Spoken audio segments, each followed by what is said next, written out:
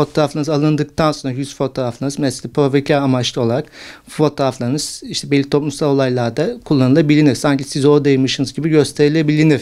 Yani siz yüz fotoğrafınızı aldıktan sonra bir başka bir yerdeki olmuş bir olaydaki şahsın yüzünde bu fotoğraf işlenebilir. Siz sanki oradaymışsınız gibi gösterilebilir. Yani bunun çok farklı kullanım alanları vardır. Sizin olmadığınız ortamlarda, olması toplulukların içinde varmışsınız gibi de gösterilebilir.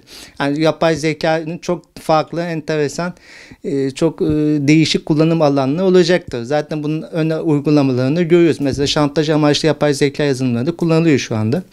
Şimdi bu yüzden uygulamanın mahiyetini araştırınız. Artık bu Play Store'larda uygulama verilen yorumlar ve puanlar vardır. Uygulama hakkında yapılmış yorumlara dikkat ediniz. Verilen puanlara dikkat ediniz. Yorumların içinde olumsuz yorumlar var mı yok mu ona bakınız. Ayetten belli bir ücret istiyor mu? Genelde çoğu ücret istiyor. Ücret olarak ne istiyor? Deneme sürümü var mı? Deneme sürümü varsa kaç gün? Çünkü deneme sürümünü aktive edeceğim deseniz bile bir abonelik ücretini vermenizi sizden isteyecektir. 3 gün sonra, 7 gün sonra. Abonelik ücreti ne kadardır? Ben kullandım 3 gün 5 gün uygulamayı. Tamam ben kullandım. İşimi gördüm. Ben bu uygulamayı kullanmayacağım dediğiniz zaman aboneliği iptal etmeniz gerekiyor. Etmezseniz para hesabınızdan çekilir.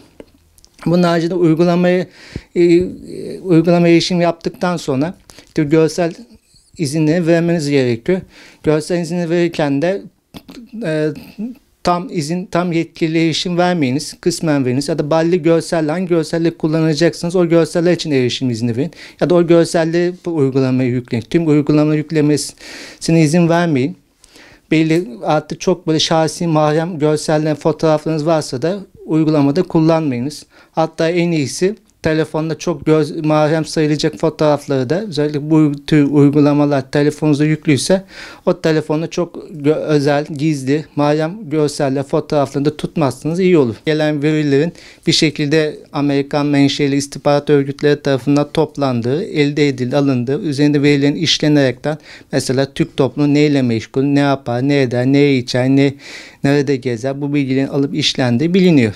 Yani bu tip sosyal medya platformunun arka planda veri topladığı, verileri alıp özel yazılımların işlendiği, istihbarat örgütleri tarafından kullanıldığı ve sonrasında verse o ülkede bir operasyon yapılacaksa mesela bu Suriye'de olsun, Mısır'da olsun, Libya'da olsun özgürlük hareketlerinde bu verilerin toplanıp işlenip işte toplum manipüle edilmesi amacıyla sosyal medyanın kullanıldığını gördük.